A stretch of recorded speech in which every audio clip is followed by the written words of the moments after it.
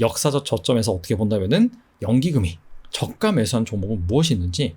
자, 마지막 기업은요, 바로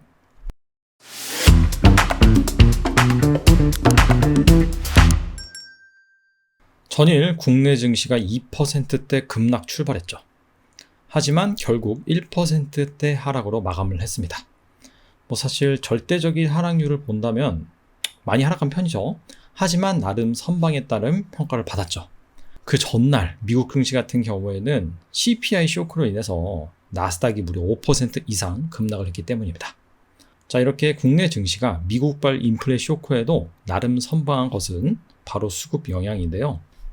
투자 주체별 수급을 살펴보면 일단 외국인이야 당연히 환율이 급등을 했으니까 거의 원달러 환율이 1,400원까지 치솟았으니까 팔아치운 것은 당연하다고 생각이 되고요.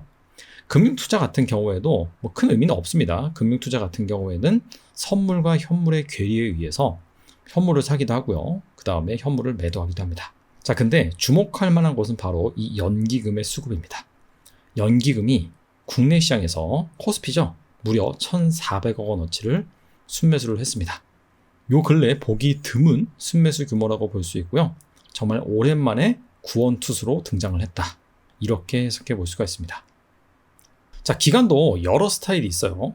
투신, 보험, 금융투자, 은행 각 주체마다 투자 스타일이 좀 다르긴 합니다.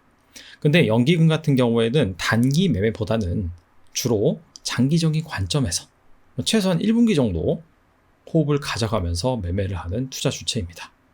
자, 그렇다면 연기금이 과연 이 인플레 쇼크로 인해서 증시가 급락을 했을 때 과연 어떤 주식을 담았는지 오늘은 여기에 대해서 한번 살펴보겠습니다. 자, 연기금이 순매수한 상위 20개 기업, 그 기업을 섹터 분류를 해봤습니다. 참고로 14일 하루 기준이고요. 자, 어떤 섹터를 가장 많이 사느냐? 자, 여기 녹색 있죠? 바로 2차 전지입니다. 2차 전지 섹터를 무려 40% 정도 순매수 규모 기준입니다. 담았다. 사실 이 전체 주식시장에서 2차 전지 섹터가 차지하는 비중이 10%가 조금 넘습니다. 한 15% 정도 될 거예요. 근데 무려 2차 전지를 연기금이 40%나 쓸어 담았다. 라는 것은 자, 그만큼 2차 전지를 좋게 보기 때문이겠죠. 자, 2차 전지가 최근에 이 미국에서 IRA 인플레 간축 법안의 최대 수혜주로 분류가 되고 있습니다. 아무래도 이게 그 이면에는 중국을 배제하는 그러한 의도가 깔려 있고요. 그렇기 때문에 미국 입장에서는 우리나라와 손을 잡아야 되기 때문에 그런 차원에서 국내 2차 전지 업체들이 반사이익을 볼 것이다 라는 차원에서 어떻게 본다면 가장 많이 샀다. 그리고 성장성 같은 경우에도 여전히 좋기 때문에 그런 부분에 있어서 빠지면 사는 그런 섹터라고 볼 수가 있고요. 자, 두 번째가 바로 반도체입니다. 반도체 같은 경우에는 전체 이 상위 20개 기업 순매수 규모의 16% 정도를 차지를 했다. 근데 2차 전지에 이어서 2위다라고 볼 수가 있는데 사실 이 전체 반도체 섹터가 우리나라 주식시장에서 시가총액 차지하는 비중이 한 30% 정도 되기 때문에 그거의 한 절반 정도만 담았다라고 볼 수가 있습니다. 자, 아무래도 반도체 같은 경우에는 계속해서 안 좋아지고 있죠.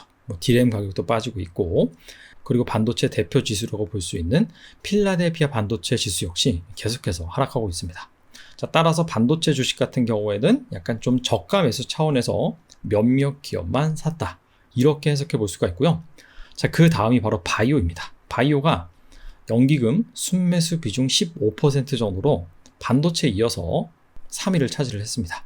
자, 바이오 같은 경우에는 사실 한 2021년부터 상당 기간 증시에서 소외가 되었었죠. 자, 그러다가 최근 들어서 약간 유럽 종양 학회 이런 것들을 앞두고 슬슬 매수세가 유입되는 모습이긴 한데 코스피 시장에서 시가총액 상위를 차지하고 있는 바이오는 사실 이 바이오 신약 개발 기업이라기보다도 바이오 시밀러 기업이죠.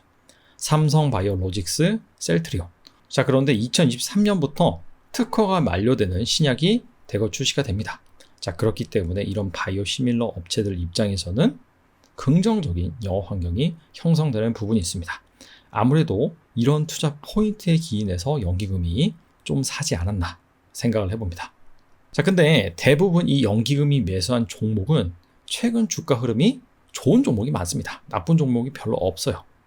대표적으로 2차 전지 들 수가 있겠죠. 특히나 이 2차 전지에서 가장 많이 산 종목이 LG 에너지 솔루션입니다. LG 에너지 솔루션은 연기금이 14일 날 순매수한 전 종목을 통틀어서 가장 많이 산 종목이에요. 근데 최근 주가 흐름을 보시면은 계속해서 좋습니다. 원래 이 8월 말을 기점으로 이 지수에 편입되는 이벤트가 있었는데 그 이벤트가 끝남에도 불구하고 계속해서 매수를 하고 있는 상황입니다.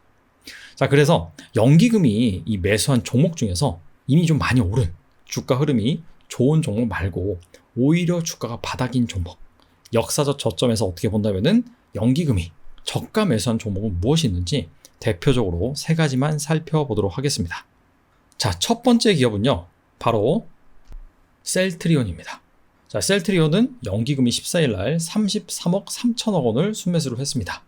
그래서 전체 연기금 순매수 9위에 해당이 됐고요. 현재 PBR이 6.4배입니다. 그리고 5년 평균 PBR이 10.2배예요. 자, 참고로 앞서서 이 역사적으로 저점에 있다라는 기준을 어떻게 세웠냐면은 일단 PBR을 기준으로 세웠습니다. 아니, PR도 있고 다른 밸류에이션 지표도 있는데 왜 하필 PBR이냐?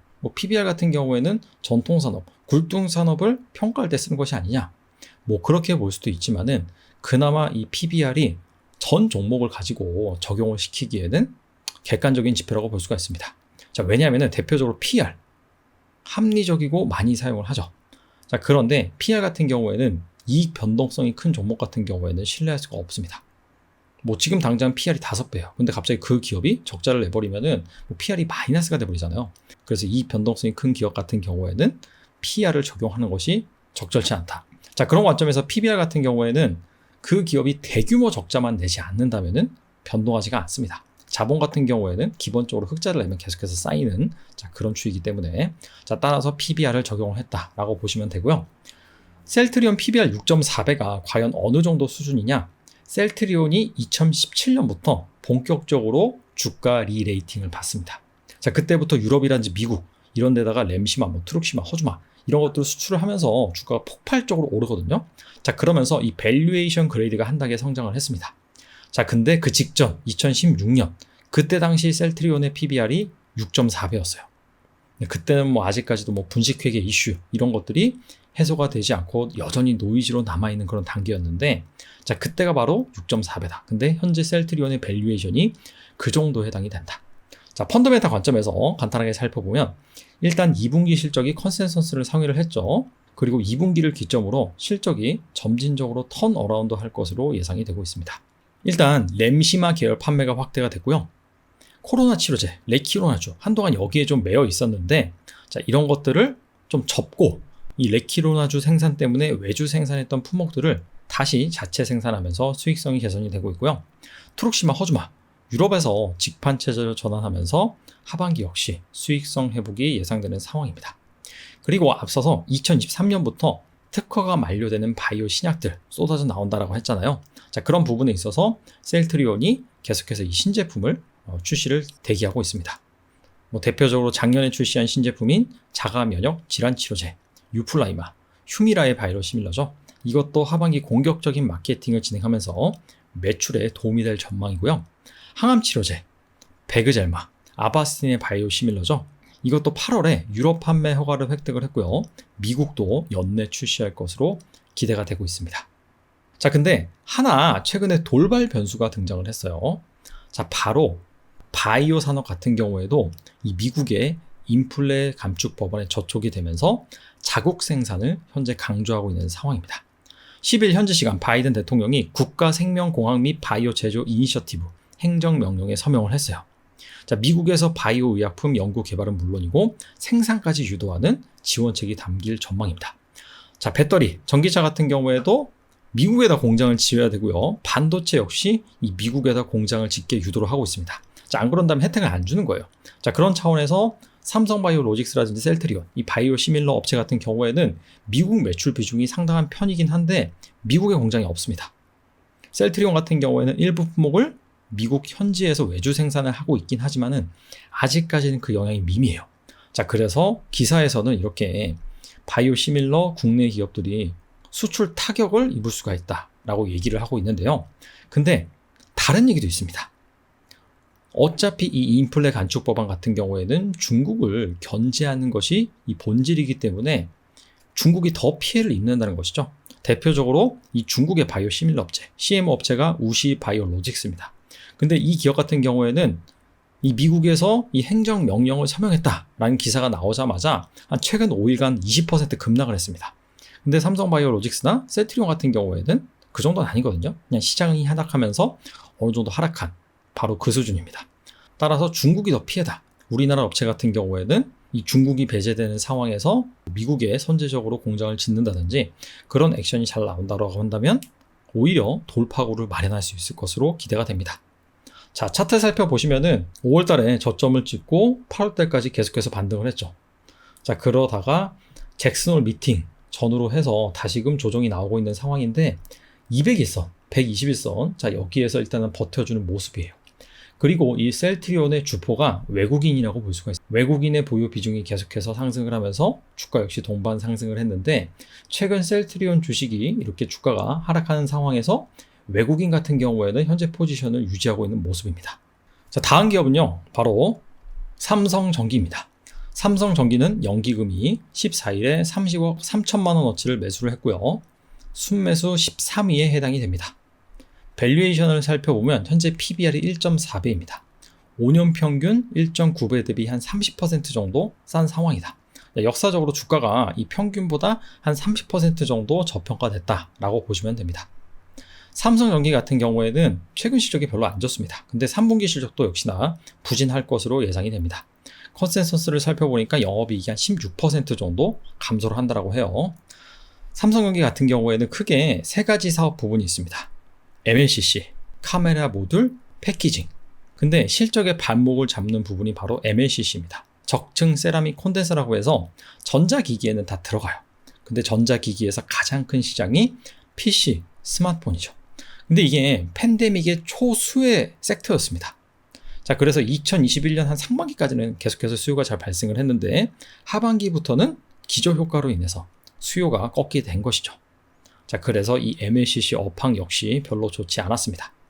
자, 하지만 안 좋았다면은 바로 그 다음 연도 같은 경우에는 또다시 기저효과가 발생을 하면서 좋아질 가능성이 있고요. 자, 그 다음에 아직은 본격적으로 개화하지 않았지만 정말 큰 전자기기 시장이 열리죠. 그게 바로 자율주행 자동차입니다. 자동차가 이 전자기기처럼 변하면서 여기에도 이 MLCC가 대거 탑재될 것으로 예상이 되는데 내년부터 본격적으로 확대될 것으로 예상이 됩니다. 그리고 이 전장 부품하면 빠질 수 없는 게 있죠. 바로 카메라입니다. 삼성전기가 이 카메라 모듈 부문에서도 강자죠. 특히나 이 테슬라를 공급 업체로 확정을 하면서 계속해서 이 매출 비중이 늘어날 것으로 예상이 됩니다. 자, 증권사 리포트를 살펴보면 2022년 기준 전장용 카메라 모듈 매출 비중이 10%가 안 되는데 2024년에는 거의 한 20%까지 확대가 될 것으로 예상이 됩니다. 그리고 마지막 사업 부문, 바로 패키징 부분이죠.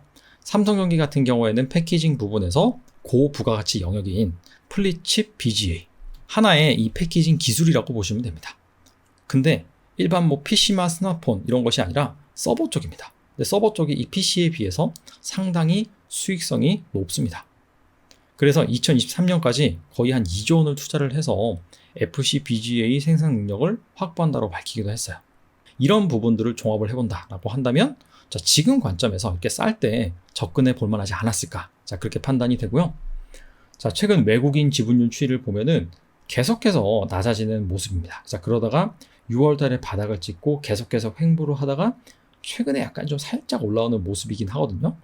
자, 그래서 이 외국인의 매도 같은 경우에도 어느 정도 바닥은 나왔다라고 볼 수가 있습니다.